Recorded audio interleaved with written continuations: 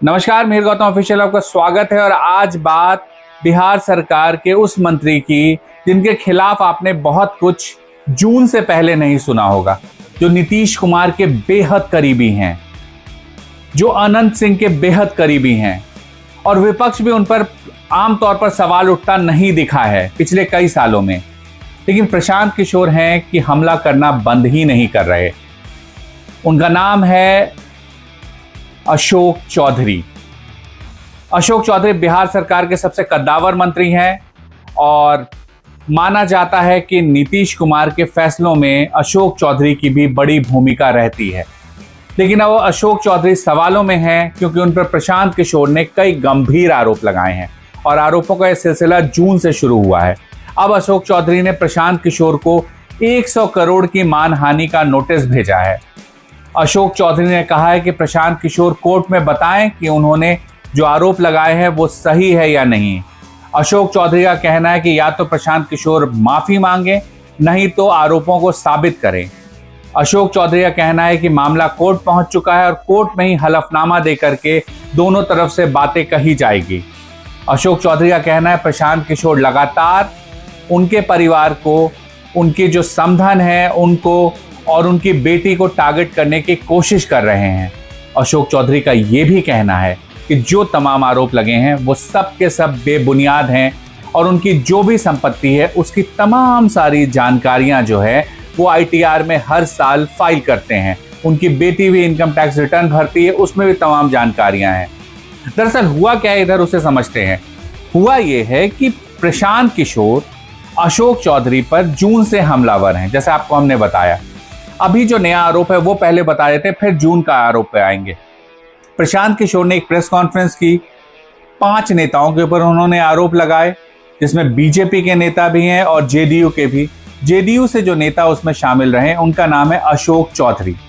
प्रशांत किशोर का आरोप है कि अशोक चौधरी जो हैं इनके पास 200 करोड़ की इन्होंने जमीन खरीदी है अवैध तरीके से और संदेह, उस जो खरीद है उस पर एक संदेह है। प्रशांत किशोर ने संदेह जताया।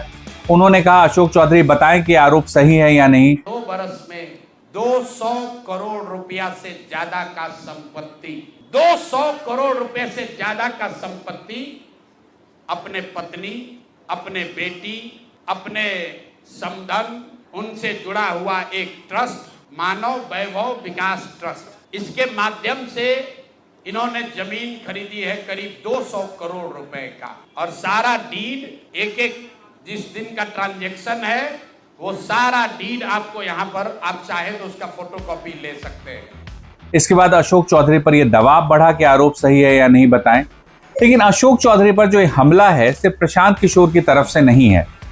आपको देखना होगा अशोक चौधरी पर जो हमला है उनकी पार्टी के अंदर से भी शुरू हुआ है। उनकी पार्टी के बड़े नेता हैं नीरज कुमार, प्रवक्ता रहे हैं पार्टी के, चुनाव लड़ चुके हैं पार्टी की तरफ से।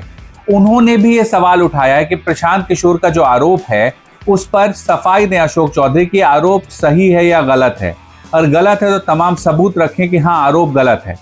तो मामला अब सिर्फ ये नहीं कि प्रशांत किशोर आरोप लगा रहे हैं, मामला ये है कि पार्टी के अंदर से भी आवाजें उठने लगी है कि अशोक चौधरी क्लैरिफिकेशन दें किस मामले पर, जो 200 करोड़ की अवैध संपत्ति का आरोप जो लगाया है प्रशांत किशोर ने। प्रशांत किशोर ने जो ट्रस्ट है, उनकी समधन का ट्रस्ट है, यानी किशोर कुणाल जिनका निधन हो गया है, उनकी पत्नी ट्रस्ट में अहम भूमिका निभा रही हैं, वो ट्रस्ट है। और उसको उससे और उस ट्रस्ट से और जो अशोक चौधरी हैं उनके पत्नी के बैंक अकाउंट में लेन देन का आरोप भी प्रशांत किशोर ने लगाया है। उनका कहना है कि वो अपने आरोप पर कायम है और उन्हें किसी भी जो ये तमाम जो नोटिस आ रहे हैं इससे कोई फर्क नहीं पड़ता है। अशोक चौधरी भी अटैकिंग मूड में हैं। अशोक चौधरी का कहना है कि प्रशांत किशोर उन्हें जानबूझकर बार बार निशाना बना रहे हैं और उनके तमाम जो आरोप है पूरी तरह गलत हैं। इससे पहले प्रशांत किशोर ने जून में एक आरोप लगाया था। दरअसल जून में प्रशांत किशोर ने आरोप लगाया कि अशोक चौधरी जो मंत्री हैं बिहार सरकार में, जेडीयू के नेता हैं, 2024 के चुनाव में अचानक से उनकी बेटी को एलजेपी टिकट दे देती है। एलजेपी को सिर्फ 5 सीट बिहार में मिलती है और उसमें अचानक से एलजेपी बिहार सरकार में एक मंत्री जो दूसरी पार्टी में है उनकी बेटी को टिकट दे देती है समस्तीपुर से। समस्तीपुर से शांभवी चौधरी का कोई लेना देना नहीं रहा है सच। वहां से उन्हें टिकट दे देती है, वो चुनाव लड़ती हैं और चुनाव जीत भी जाती हैं। अब अपने दम पर उन्होंने ये जीत हासिल की है या फिर जो मोदी वेव है उसमें वो जीती हैं, इस पर हम कुछ नहीं कह सकते अभी। लेकिन प्रशांत किशोर का यह आरोप है कि जो शांभवी चौधरी हैं उनके लिए अशोक चौधरी ने टिकट खरीदा है। जून में यह आरोप प्रशांत किशोर ने लगाया, इस पर बवाल मच गया।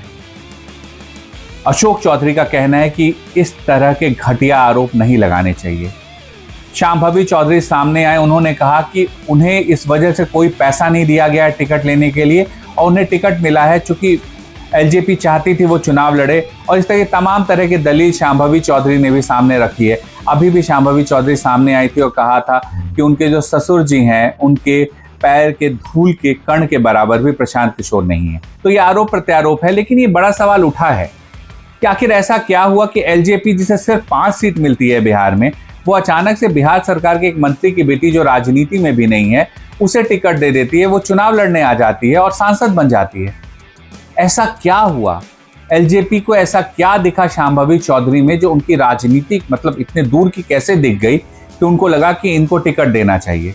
और ये टिकट देने वाले कौन हैं, इनके बारे में भी जान लेते हैं। ये चिराग पासवान, बिहार फर्स्ट की बात करते हैं चिराग पासवान, लेकिन दरअसल जिस तरह टिकट बांटा है उन्होंने उसमें फैमिली फर्स्ट ज्यादा दिखता है। उनके बहनोई को टिकट मिल गया, मंत्री की बेटी को मिल गया, भागलपुर से राजेश वर्मा है उनको खगड़िया से टिकट मिल जाता है, तो खुद चुनाव लड़ ही रहे थे, चौथे हो गए। वीणा देवी को टिकट मिला वैशाली से।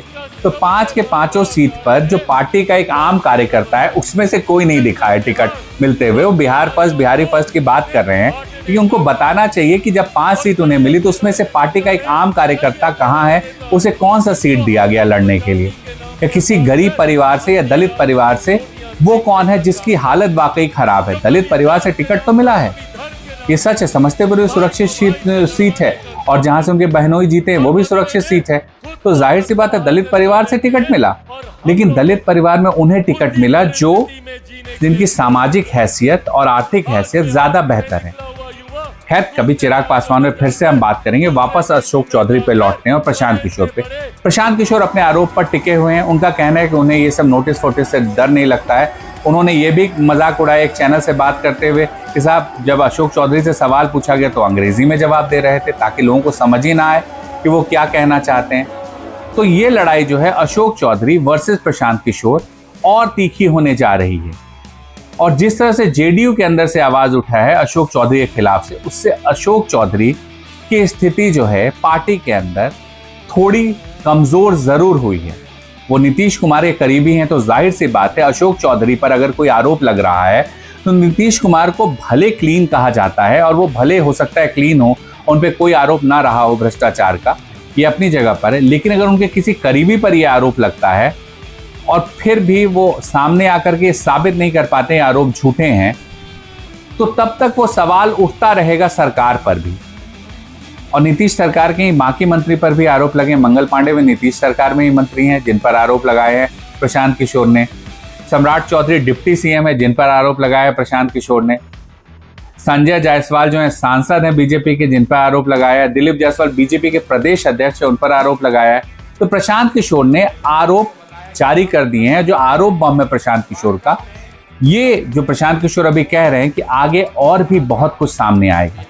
अब क्या कुछ सामने आएगा ये तो देखना होगा, लेकिन इतना स्पष्ट है अशोक चौधरी बनाम प्रशांत किशोर की लड़ाई फिलहाल जो है रुकती नहीं नजर आ रही है।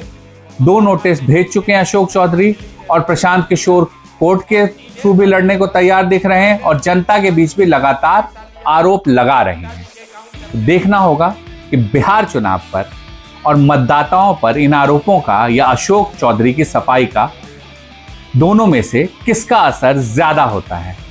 मेरे गौतम ऑफिशियल फिलहाल इतना ही। आपको वीडियो कैसा लगा हमें जरूर बताइएगा। आपका फीडबैक हमारे लिए बहुत मायने रखता है। नमस्कार।